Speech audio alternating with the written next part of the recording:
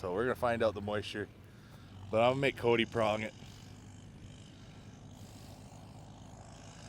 That works good. Hey Ben, skid steer across fields sucks. Just admit to me that I'm right.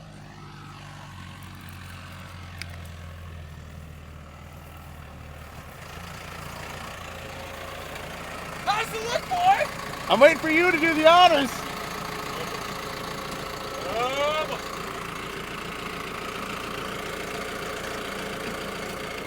Spit on it. Well, we got the new bearing installed yesterday. I didn't record it. We're in the heat of the moment. I had some help. So it went really good. I think it took an hour and a half. I gotta put the shield back on, the cover. Then I'm gonna go through, grease everything. And today we bale. So this afternoon, gonna head down, bale up part of our what we got laying down. And we got mowing the rest of the week, so a lot of hay to cut. Gonna get it all knocked down. It's gonna dry perfectly because it's June. Probably not, but that's our hope. But for now, I'm gonna get this thing buttoned up. We'll get that all buttoned up, and this tractor is getting loaded on the trailer because I'm not driving it where we have to go, and I'll come back for the baler. All right, see you guys on the flip side. The struggle fest with this thing. So we had a couple of good breakdowns. Of course, missed ties and stuff right away, and then not too far in, we snapped this. The feed retentioner. So we replaced that chintzy thing, so there's a pillow block like this on the other side. So I threw a pillow block on here, so we'll see, hopefully that don't break. Now I don't know what caused the other major breakdown, but when I tell you it's been a fight with this thing since I bought it, it has been an absolute fight. But that's what you get when you buy used stuff.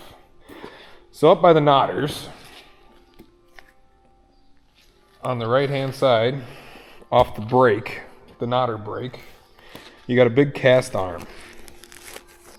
As you can see, this is not supposed to be two pieces.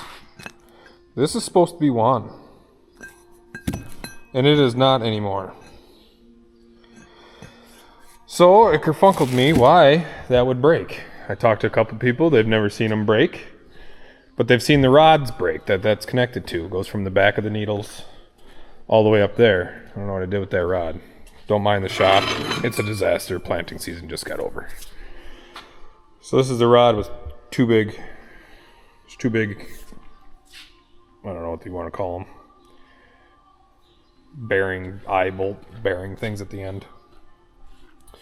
So I don't know if you can tell it, but she's not straight. Because this broke off the knotters, and I didn't even know it broke. And I kept bailing. Well, we'll see if we can see it here. I don't know if we got a good enough light around here. We'll walk to the other side. Well, the only reason I knew I had a problem, which I kept bailing because it wasn't a huge issue, was it ripped a sensor off. So it was blaring at me in the tractor that we got a sensor issue. So it ripped the cutter. This is where your knives are for the cutter. And this is a packer cutter, not a rotor, but so that sensor that runs right up there, it ripped that off. Well, that rod, I don't know if we can see it. I put the new one in. She's way up there. That rod, that arm broke. Well, that rod is just sitting right down here. So every time them needles would go to engage, that rod would shoot up. And there was a shield here at one point. Well, that shield is now gone because it was smashed every way but straight. So I ripped that grease line off, busted that grease line off. And as you can see, she busted all them harnesses all apart. So we got her wired back up, and it took the one harness that runs all your lights. It pulled that thing out. It pulled it through the frame enough And it broke it there in a couple places. Then on the other side, I don't know if we can even see underneath here. It's going to be dark. You can still see it anyway. But she ripped it. So she pulled it out, busted this relay. The relay got pinched up in that arm. This is the good arm. So this is what it looks like kind of on the other side too. So that rod runs all the way up. But yeah, busted that wiring harness, pulled it through the frame and busted it. But yeah, she's been a fight since day one, but that's what you get for buying used equipment. You're buying somebody else's headache. I'm pretty used to it. So, we're learning. We are learning how to run this baler. It's just getting really expensive. But sometimes the best lessons learned are the ones that come out of your pocketbook. You don't tend to forget those ones. But this thing here we built last night, I wanted to convert a round bale spear. So it didn't have these bottom spike holders. So you get on the old Amazons. Ordered that up, went over to my buddy J-Mac. He helped me build this. We had some old tubing laying around. And I think it's going to work great on the new loader tractor. It's a Euro mount. So I was trying to figure out how to build something I can use for square bales. And now I can stack 2. And we should be good. Total length across this is 4 foot. So just inside we're probably sitting at 3 foot 9 inches, and all of our bales are going to be about 6 foot, if not a little smaller. So that should work out good. But for now, I got to get that loaded.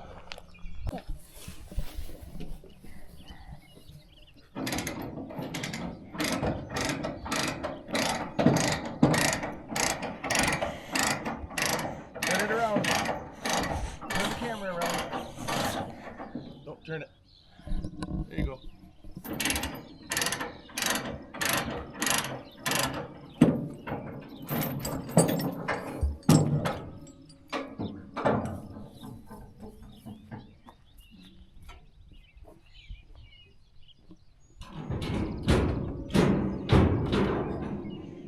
Hop. Keep going. Are you a bunny? Yeah. And bunnies do what? Hop around. Hop around. We're here. We're loaded. We don't got far to go. So we only went with 2 binders. I don't like this. You gotta put that over that so that these don't rattle. Well, let's give her. We're gonna get a loader attached on her. Now you gotta give it to these Chevrolets. It has a 2500, but has the max trail package. This son of a gun hauls. We got rake, tines, 64, 30 off the back, and it pulls like nothing. Like there's nothing going on. Just insane. All right, I'll finish getting things unstrapped and unloaded.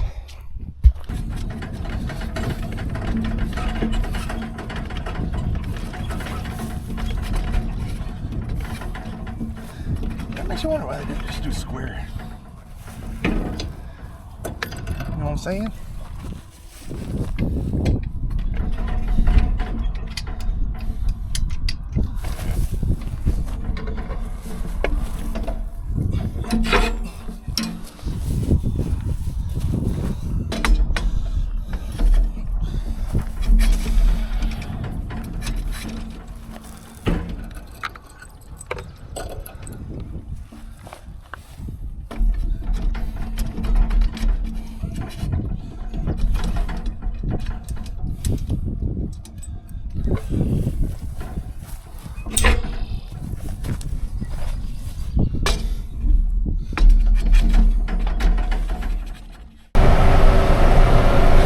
After some struggling getting the jack down, because I bent it yesterday in transport.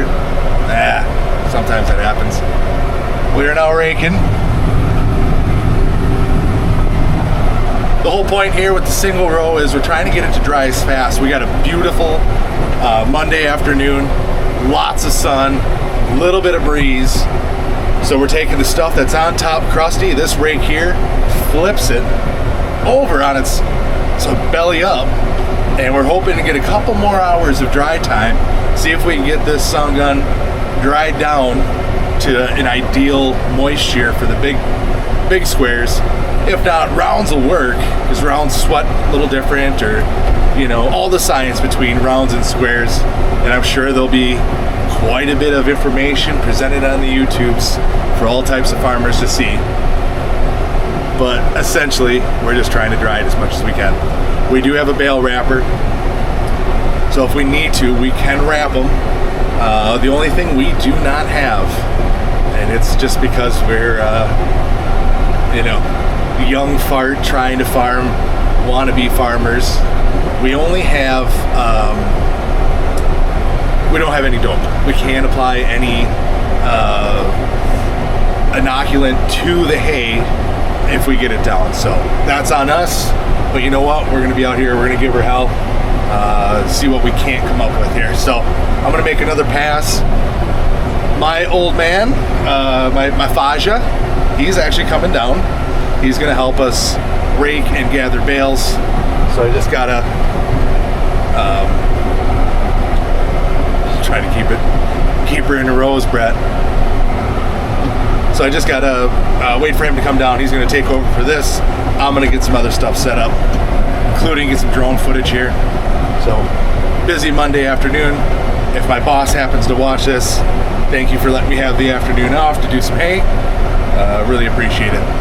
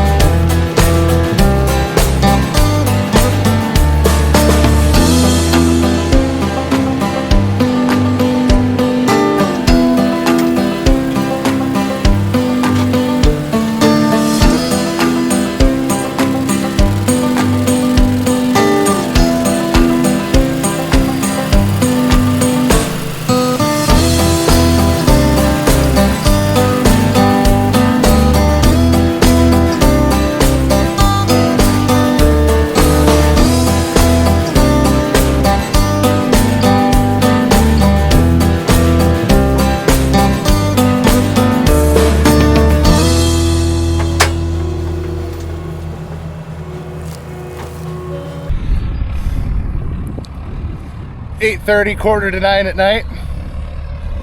Oh, battery's dead. We got them done. The wall is complete. We're gonna put the wrapper away. We're gonna put the baler away.